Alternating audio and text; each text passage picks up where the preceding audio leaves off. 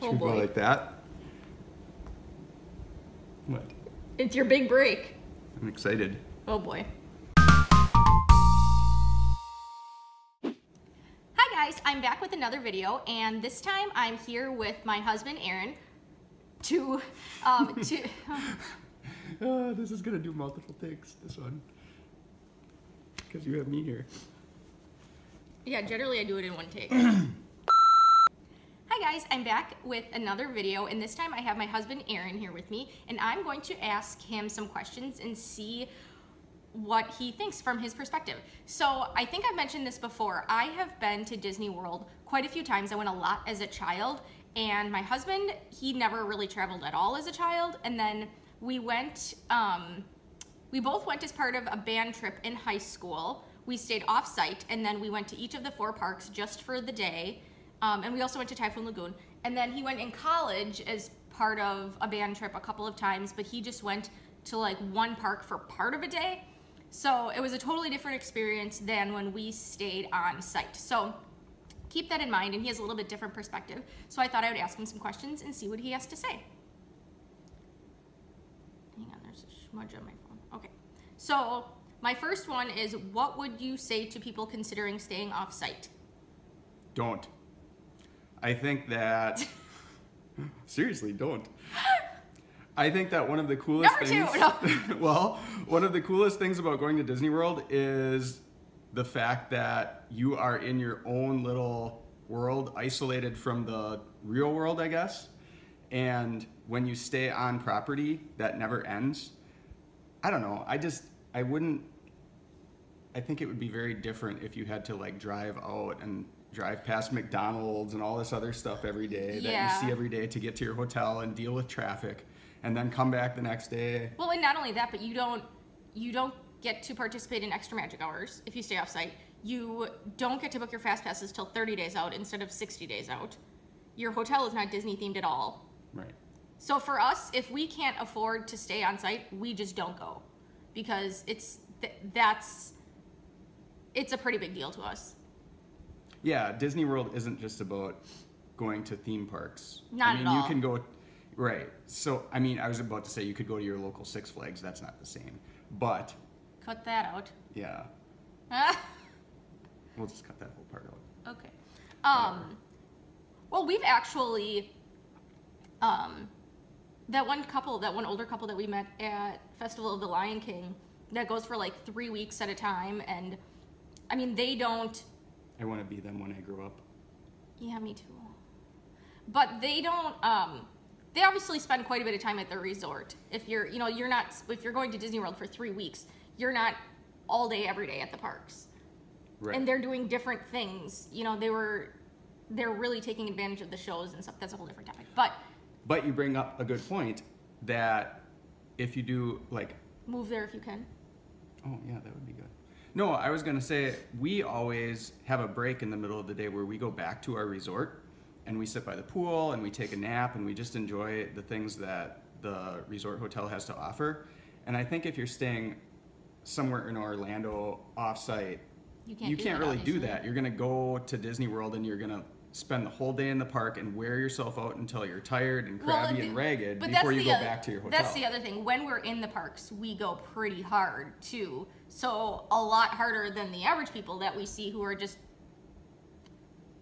dawdlers and millers, just milling about.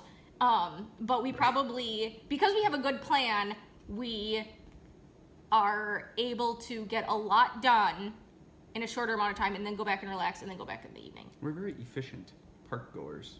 We are. I think it helps that we don't have children. You could always leave your children at home. Okay, so there's a tip. The second question is, what would you say to people who are just getting 2, 3, or 4 day base tickets? So if you have there are 4 Disney theme parks, and if you have a base ticket, you are just able to visit 1 theme park per day. You can leave and come back, but you have to come back to that same theme park. That being said, when we go, we always get like 6 or 7 day park hoppers so that we can visit 1 park in the morning and then a different park in the evening. So what would you say to those people? Well, if you're getting a 2 or a 3 day base ticket, you're gonna have to skip. There's 4 theme parks, so you're gonna have to skip 1 or 2. Mm-hmm. So, I mean, if at all possible, I would if you're staying for only 2 or 3 days, for whatever reason, I mean, we would stay there forever. But if you're staying for only 2 or 3 days, I think it's worth it to get the park hopper to make sure that you see each theme park. Well, and especially right now, Hollywood Studios is a half-day park. Because there's so much that's closed. Yeah, there's so much closed, and they're completely redoing it and adding... But now Animal Kingdom, the nighttime stuff is starting February 17th, and Pandora's opening in May. So that's going to be a lot more time. Plus, it's going to be busy, because if it's all new stuff, it's going to be busy. Right. I wouldn't recommend, if at all possible, getting a 2 or 3 day base ticket, because then you're going to have to skip a park. Even a 4-day base ticket, though, if you're only at one park per day, I think that's what makes, even though, like I said, we do go pretty hard when we're in the parks, it's not terribly upsetting if we don't get to do something, because we're like, oh, we know we're coming back. We're coming back here on Wednesday morning. So you don't have to try and cram all that in. And not only that, but if something is down for the day, you're just not going to get to do it.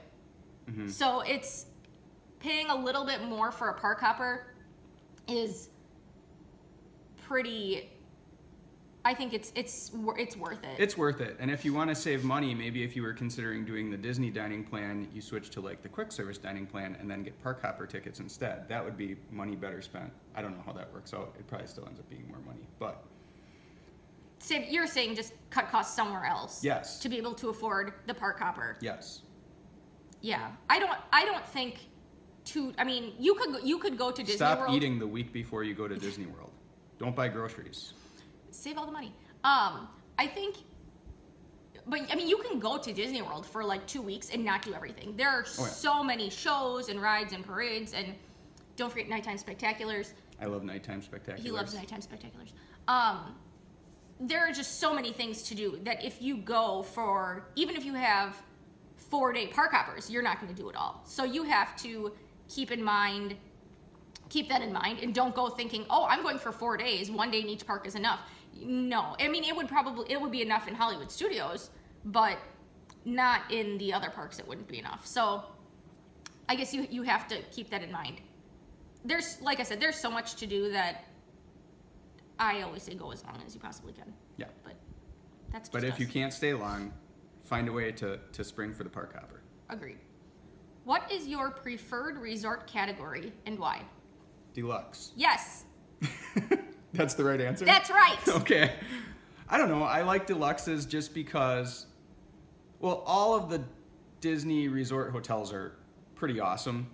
And I would, like I said in the first question, be sure you stay at one and not off-site, if at all possible. But deluxes are just some of my favorite places in the world, like the Wilderness Lodge. The smells. They have smells. They're amazing smells. Yeah, there's certain, like when Grand you walk Floridian? into the lobby of It smells so good. the Wilderness Lodge or the Grand Floridian, which are the deluxes that we've stayed at, like there's just this, I don't know, there's a smell in the air. You're right. That we tried it, like we go to the Did store. the boardwalk have a smell? We stayed there. Oh, we stayed at the boardwalk. Man, I don't know. I don't remember. It wasn't as distinct. Okay, but aside from the smells, Well, hang on. One more thing about the smells, though. It's so like memorable and impactful that we were at Target not that long ago, I was just about to say this. and we then I decided not to because I thought it would be embarrassing. Too bad. It's kind Okay. of, okay, we have this thing where I'll smell a candle and it'll remind me of something at Disney World. Like, it'll remind me of usually it's the Grand Floridian or Wilderness Lodge. And I'll tell Aaron, like, close your eyes and smell this. What does it remind you of?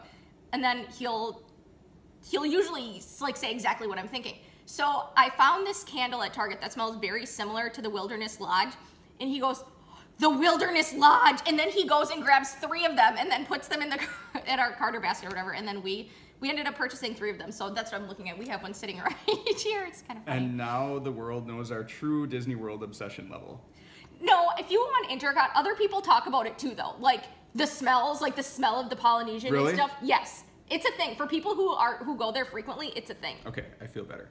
Yes. Okay. Besides the smells, there are other reasons. Now that there's like 4 minutes of smell talk. Right. There's other reasons to stay at the deluxe resorts. Carry on. I don't know. The theming is just awesome. It's They're- more. What? The theming is more. Like There's more. Yeah. You have more theming in a moderate than you do in a value, and more theming in a deluxe than you do in a moderate. Right. Like if you stay at a value and you walk in, let's pop in a picture of like the pool at All Star Music, and then the pool at like Wilderness Lodge. Yes, to show the difference. That's a huge difference. Yes, we will. I'm the one who edits the videos. I was saying, oh, the theming. So when you walk into a value resort, I think that it's still nicer than your typical hotel, for sure. And there's definite theming, but it's kind of closer to a standard hotel that you would just stay at anywhere. No frills. Right, compared to a deluxe, where you walk into, say, like the Wilderness Lodge and you see that lobby, or you walk into the Grand Floridian and see that lobby. You get a much more wow factor. Yeah. At a deluxe. It's a cool place to be. And it makes you feel extra on vacation. Yeah, I would agree with that. It's also I think at the values, it's a little bit more in your face Disney. And yeah, that sounds negative, and I don't mean it to. I almost use the word garish, but that's not really what I mean. But it's like, I mean, it's like what kids would really like. Right. If you think of, you'll have to pop in a picture of outside of All-Star movies and show like the enormous characters and stuff. Okay, so then you look at a picture of the deluxes. And that being said, the deluxes are, I mean, we are not fancy people, but they're pretty fancy hotels. But that being said, it is not, you are never uncomfortable. You can go through, I mean, we have gone through there completely drenched with sweat after we were running outside in August. Kids are running around, you know, in the lobby screaming, whatever. I always stayed at the Grand Floridian as a child, and we have never felt out of place there. So it always kind of rubs me the wrong way when I hear people say like, oh, the Grand Floridian's too fancy for me. Not at all. If you ever like really talk to the cast members there, they're so laid back and they really make you feel at home. Even more so at the Wilderness Lodge, I think, but that's just kind of the theme. But they're all great, and it kind of depends on your preference and the kind of vacation that you want to have. But you asked me for my favorite, deluxe. Yeah, I would agree. Next question. Do you prefer to have a park plan or go with the flow? You know the answers to these questions already. Well, they don't. Oh, yeah. We like to plan. So we like to plan. Well, okay. So I edit the videos. She does the park planning. Right. She's the Disney travel agent. Even before I became a Disney travel agent, though, I did. That's kind of what inspired you, isn't it? Right. Because you enjoyed planning our own trips. Right. So I feel like you almost have to as well, because you have to make dining reservations how many days before your trip? Well, you can make them 180 days before the start of your trip. But do it. If you don't, like, things book up within like a day. So since we make dining reservations before the start of the trip, we kind of need to plan in advance what park we want to be at that day. So we kind of just plan out the week of what's our morning park going to be and what's our afternoon park going to be. Always something different. Right. We don't ever do the same park in the evening as we did in the morning. I think like maybe once we did, just because of like a schedule conflict. Well, here's what we do. So we make a list of the parks, right? Magic Kingdom, Epcot, Hollywood Studios. We do this together. You do the writing. I guess, yes. Yeah, that's true. That's true. What park we visit on what day and how many parks, because we'll always visit Magic Kingdom and Epcot more. So I was explaining our system.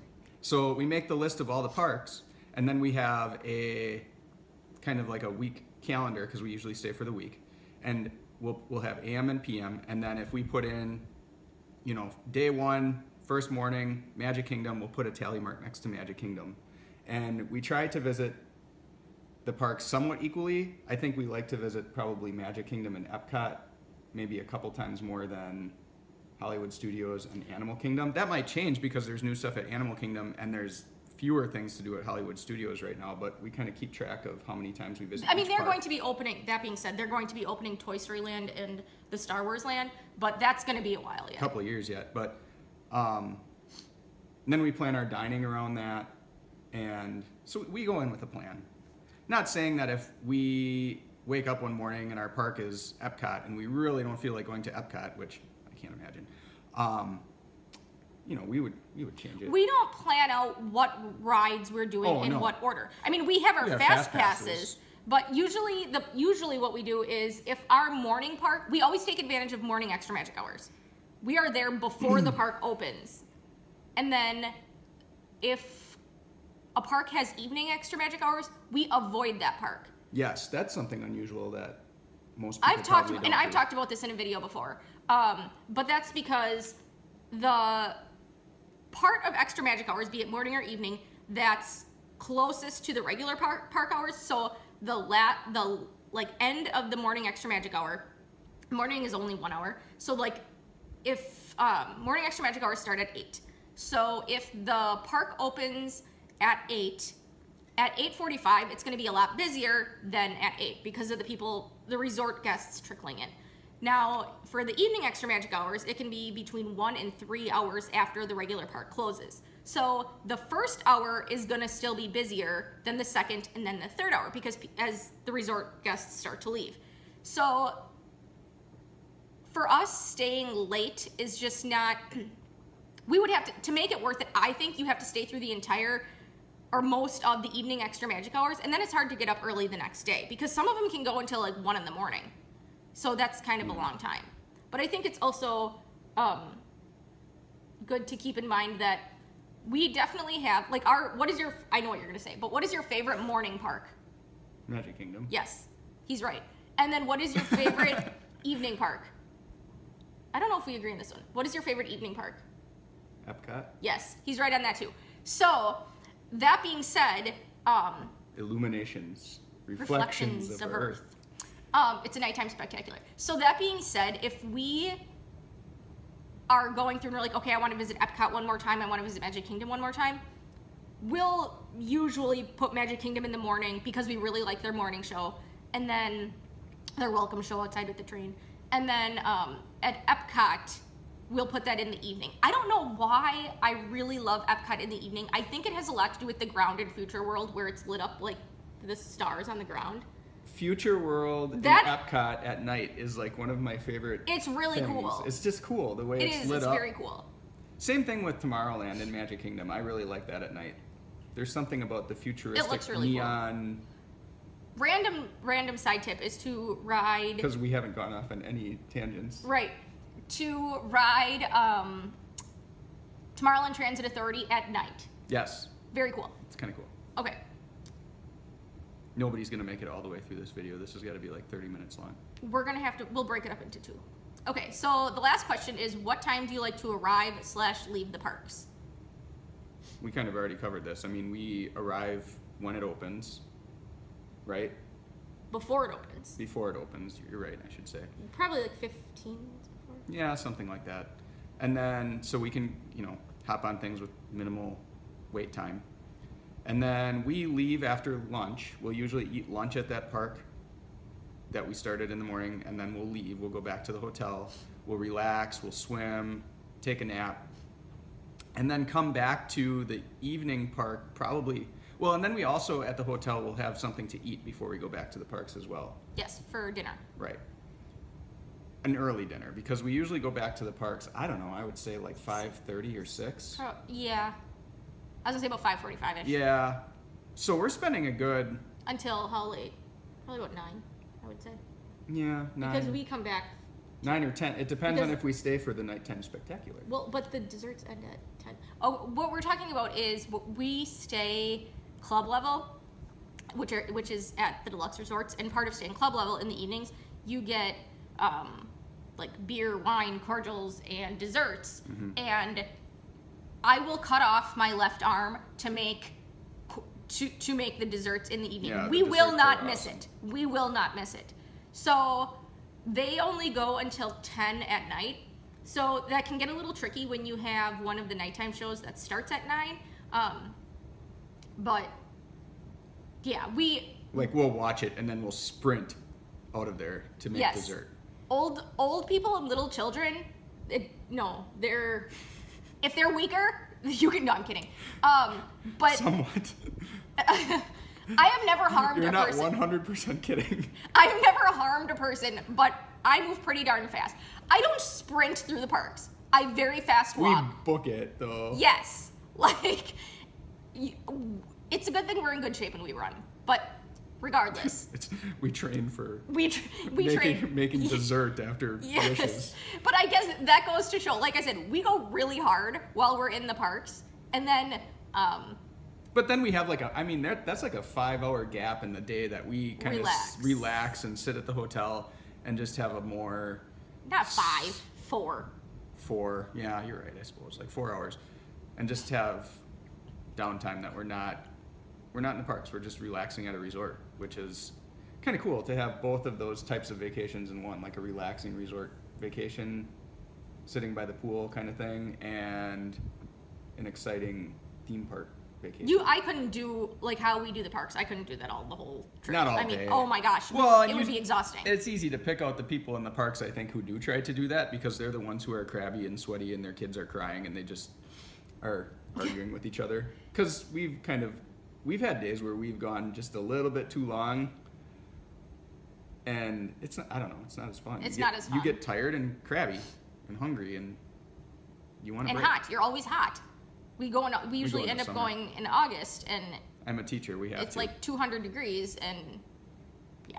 So anyway, this was kind of a long video, but I hope you guys enjoyed it, and I'll see you next time. Bye.